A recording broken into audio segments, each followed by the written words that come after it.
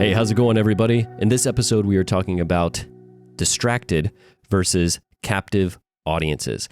And essentially, your goal is to create a captive audience. The goal is to attract a distracted audience and then turn them into a captive audience.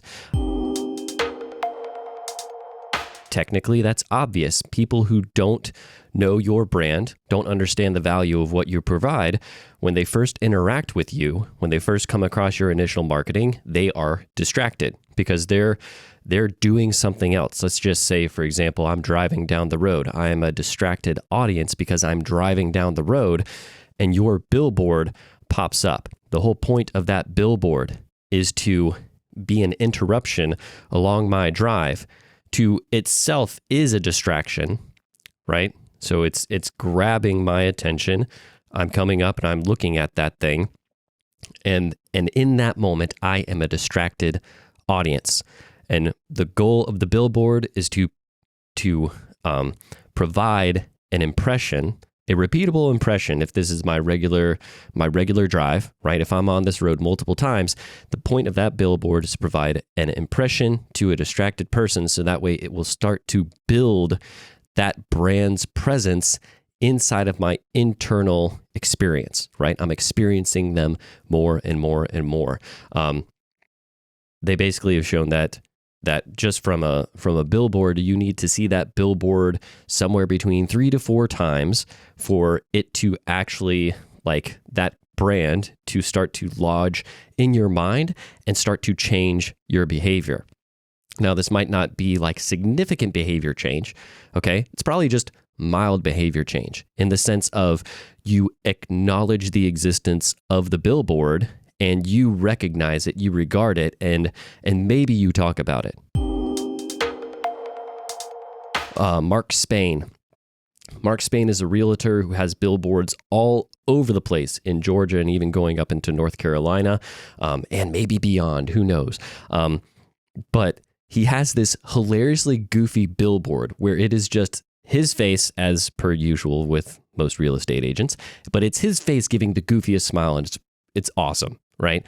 It's just him like, and my wife and I, we have regular conversations about this billboard, right? That is behavior change, right? It's the fact that we have noticed it. It has made an impression on us to the point where it's changed our behavior in the fact that we talk about it. Okay. But if I were to tell you, right, like name off a real estate agent, well, first, Pam would be the first list because that's my real estate agent. But then second, it would be Mark Spain because I have seen it and I've known it and it's made an impression on me. So that is sort of like you're communicating to a distracted audience. But the goal isn't just to constantly only be communicating to a distracted audience. You want to bring them down that funnel. You want to establish a relationship with them. You need to establish a strong emotional bond with that lead, so that way they feel attached to you and they begin to trust you and they start to do business with you. Right now, I have no emotional bond with me and Mark Spain, right? It is at level of mockery, right? Because I think the face he's making in the billboard is funny. Mark Spain, if you actually ever listen to this, totally sorry. You're probably a great dude, okay? Obviously, you're crushing it, right? But what I'm saying is that there is still a gap. There's still a cavern between where I am right now as a potential customer of his to where he would actually want me to be, right? The point of the billboard is the billboard itself can't cross that chasm. It can't lead me across that great divide because that divide requires emotional attachment. It requires an establishment of trust, and it's not just something that's designed for a distracted audience that's going to push that thing over. The reason why I'm talking about this is that I had another conversation with a digital marketer, and it is the same conversation that I have had. It continues to be a recurring conversation with digital marketers, and and usually I'm introducing myself. I make documentary films for brands, and they're just like, oh yeah, that's awesome. Videos work best when they're 6 seconds. It's just like F my life right there. Like once I have that, I'm like, all right, you and I, we're not going to be friends. Like we're probably not going to be able to be friends now. The thing is that, and this is kind of what I want to get into and just really focus on, is this obsession with the 6-second video. All right. And really think about what is the purpose of the 6-second video. Okay. Because the unfortunate thing is when I've had this conversation is that it's never, it's never said in the sense from the perspective of a 6-second video is a valuable tool within your entire marketing plan. And kind of like with that understanding, with that approach, right? It's usually a narrow focus of like videos must be 6 seconds to be effective. Okay. That's the narrow focus that I have. So I'm not dogging anybody on thinking that a 6-second video is like, if you appreciate 6-second ads, right, that you're a bad person. I'm just saying it's like, it becomes a problem when you see it as an end all be all. You don't see it as an opportunity for another additional approach that you can try within your marketing toolbox. It's almost like this blanket statement of this blanket belief that videos must be short, videos must be 2 seconds. I mean, videos must be 6 seconds. For some odd reason, 6 seconds is this necessity, right? Why are they obsessed with 6 seconds? The pre-roll YouTube ads, essentially. That's kind of where this whole 6-second time frame has come from.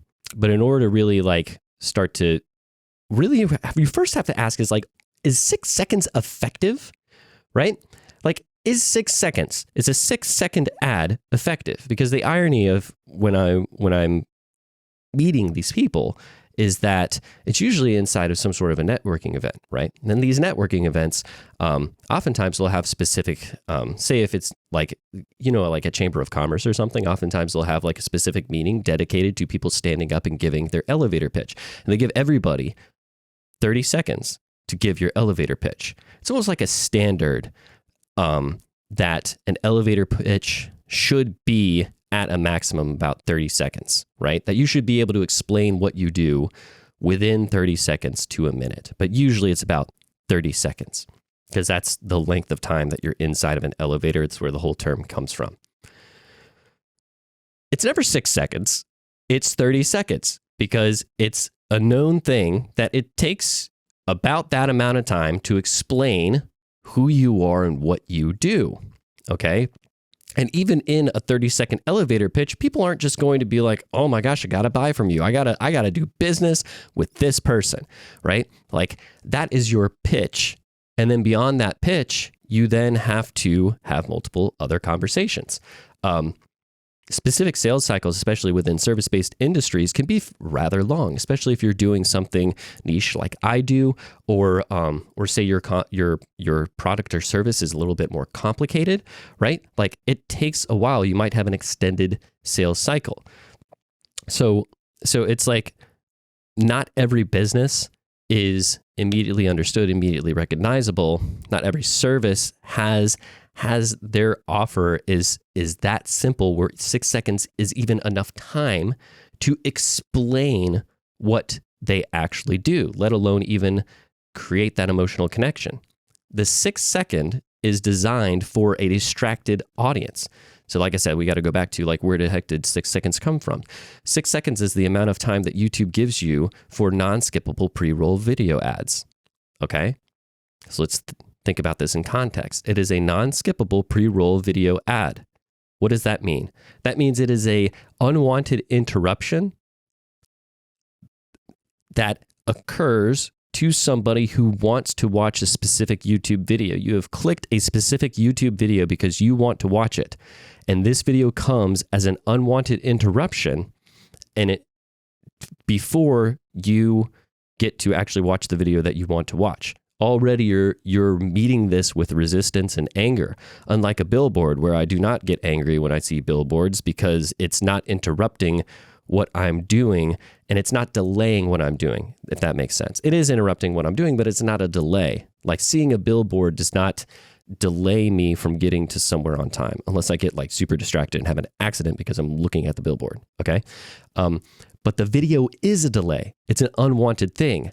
Therefore, it is a piece of content designed to catch a distracted audience.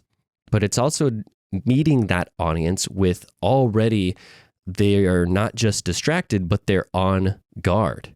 Okay. I think it's already been shown that consumers have already developed the ability to be blind to banner ads. Banner ads just aren't that effective because we have developed a way of literally like blocking them out of our vision and willfully ignoring them. Okay. And I'm not sure about you, but when I'm on YouTube and I'm watching videos, I also have started to develop the skill of willfully ignoring the 6-second video ad. I will consciously look away, look down, mute it, like, because I can't skip it and it just makes me mad. So I feel like I'm doing this whack-a-mole game with that video ad. So that's what I mean by distracted, right? It is a piece of content that is intended to be distracted. So you're already looking at that situation. Like, do they really do that well? Okay. I would love to see evidence. I would love to see evidence of financial success for these 6-second video ads. Like I personally haven't been able to find it yet. If you can actually find it and send it to me, I would appreciate that, because that would help me to better formulate my thoughts around this. But that's the situation in which you're in when you're trying to build these 6-second ads and you're trying to get somebody's attention. Okay. Now, the social media platforms, when they produce their articles and they tell you how awesome this stuff is, they're already coming at that with the agenda that you're supposed to accept that it's great. Does that make sense? So if you're getting a lot of your marketing information from YouTube specifically, or Google, or a Facebook white paper, or even just even the social media what are those things called? Scheduling platforms, say like Buffer or whatever. Like, they're going to be slanted in favor of the social media platforms. Okay. And the platforms are often having to do this delicate balance between satisfying the user experience, as well as attempting to make it good enough for the advertisers so that way they can fund the user's joyride, if that makes sense. Okay. Because these companies don't make money outside of that, aside from selling your data, right? But like, so that's kind of how they are going to generate revenue. They're going to sell your data back to advertisers or the government, and then they're going to sell ad space to advertisers. The product on these social media things is us. It's our attention, right? So they need us there, but they're primarily data collecting companies. They're not necessarily, they're figuring out 6 seconds is probably the amount of time that won't really make somebody super angry before they watch the next video. I've had situations where I've been forced to watch an extended non-skippable ad that was maybe like a minute long or something. And when I saw that I would have to sit for a minute with this non-skippable video ad, I bounced out of the video. I didn't even watch the video that I wanted to watch, because I'm like, well, I'm not going to wait this long to watch this video. I'll go find another video to watch, right? What you want somebody to do is, you don't want to be that disruption, right? I'm not saying that that's not valuable, that having a 6-second ad isn't valuable, but the 6-second ad is very much like the billboard, but you're already trying to fight certain aggressors that are added onto it. So it makes it even more difficult to present your company in a positive way and establish that emotional connection. You're already working with an uphill battle, if that makes sense. So yeah, it's probably useful to to advertise in that way, because you will be able to build certain brand recognition and certain, like, put yourself in that customer's environment enough to where they've had enough impressions with you to where now you're a present part of their world. Okay. But it's not going to be enough to establish that emotional connection because, like I said, they're already a little aggravated. I would much rather be the video that they're clicking on to watch rather than being the interruption before that video. Why not do that? Right? Like, why not make the video that the person has clicked on to watch instead of just being the interruption that makes them angry? Okay. So because when we're thinking about, like, that is when you have a captive audience that is coming to you, that is willfully going to your content to watch it. And it's in that situation when you've gotten to that level of a relationship, that's when you've now established the desire. They want to come and watch your content. Clearly, they see value in it, right? And with an extended period of time, you have the ability now to establish a deep emotional connection. And when you've established that emotional connection, now you have the ability to influence them, right? To change behavior, to inspire them to take action, to change their minds, to get them to think about an idea in a different way, right? It depends on what your video is there to do. Are you there to try to move your mission forward, right? Well, you need to sell them on your idea of the mission. A 6-second ad isn't allowing you to do that. You need a longer form piece of content to sell somebody on your mission. Do you need a behavior change? Behavior change, which is essentially convincing somebody to purchase your product. You know, like, you're probably not going to be able to achieve that within 6 seconds. You need a longer format of time to be able to do that. So what I'm saying here is that this isn't a knock against 6 seconds videos. This is a knock against the obsession of 6-second videos. Let's look at a case study too. Let's look at Vine for a second. Vine was an entire platform dedicated to a 6-second video format that peaked back in about 2014. It's not around anymore, all right, because it died, okay? And what happened was, this social media platform was quickly bought up by Twitter, but Twitter purchased it, but then didn't really know what to do with the thing. And this was even kind of earlier on in Twitter when no one really knew what the heck to do with Twitter, when Twitter was really struggling financially to even start making money, okay? Now, the platform was fun, and people were being hyper creative on that. Vine was essentially 6-second videos that looped around. People were being hyper creative, and you ended up creating some really interesting, like internet celebrities on Vine.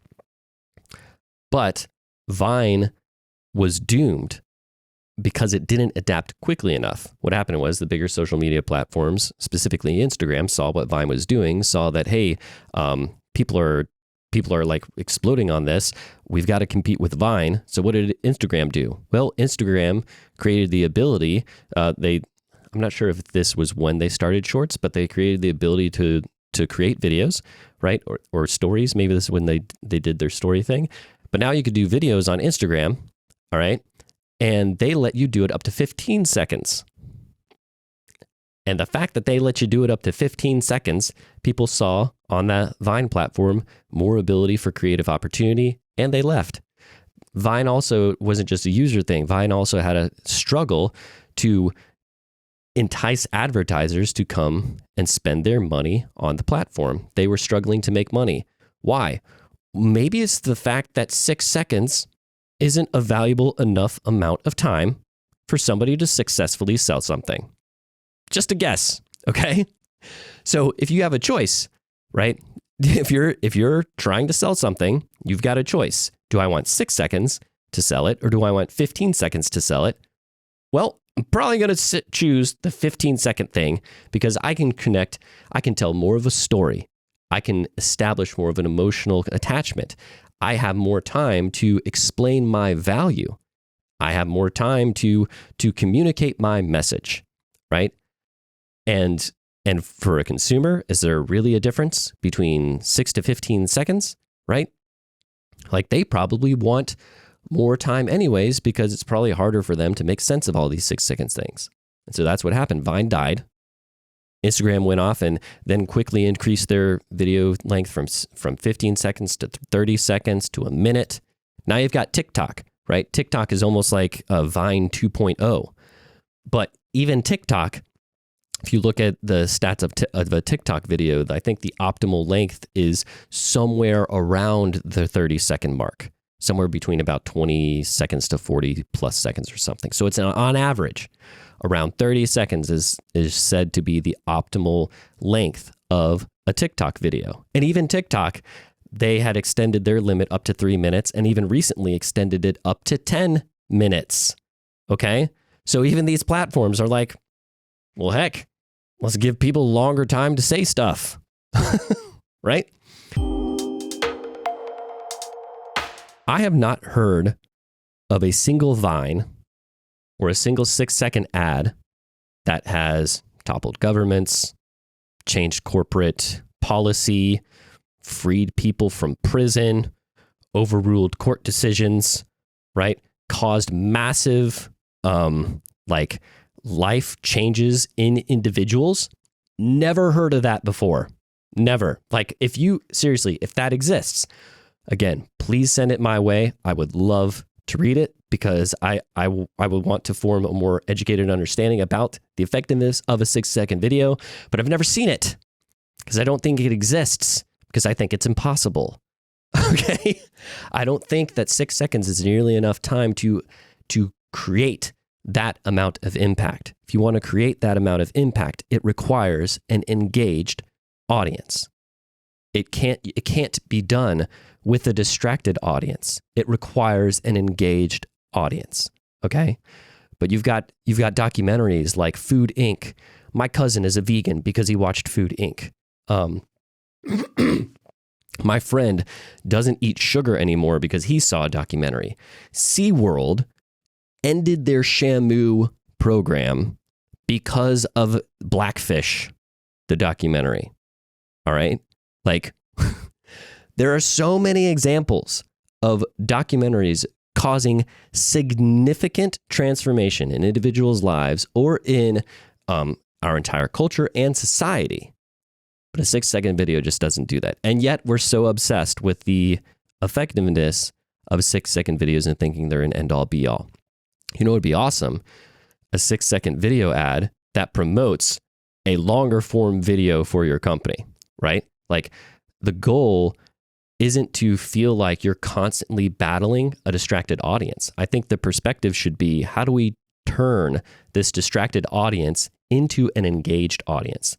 How do we entice them to enter into our ecosystem and to watch our film that we've specifically engineered to be transformative, okay? To truly communicate our full message. Because if you think about that, that's the whole purpose of the marketing sales relationship anyways. Like, your marketing is there to capture the lead so that way you pass that on to sales.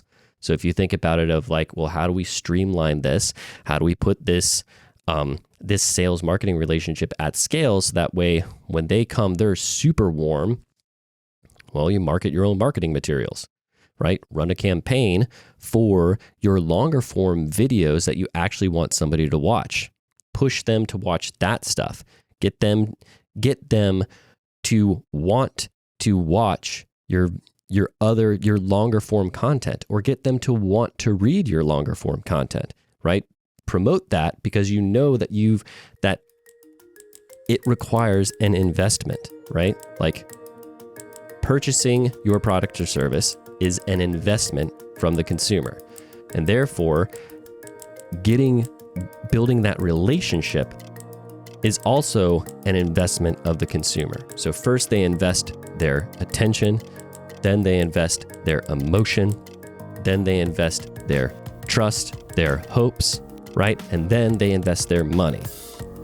That's the sequence. And so you want to just kind of like work yourself out of the 6-second thing. And if you ever find somebody who's promoting the 6-second thing, maybe throw this into the conversation a little bit. Talk to them about the difference between a distracted and an engaged audience, and that your goal is to create that engaged audience.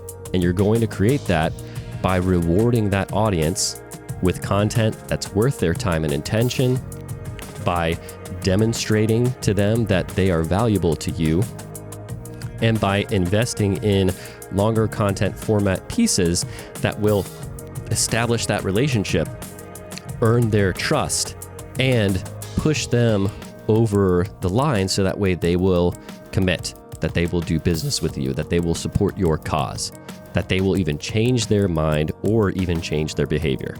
All right, hope this was helpful. If you have any questions, as always, find me on Instagram or Twitter at Storytelligent, and or you can just reach out to me directly at McNabbStorytelling.com, and I will see you in the next one. Take care.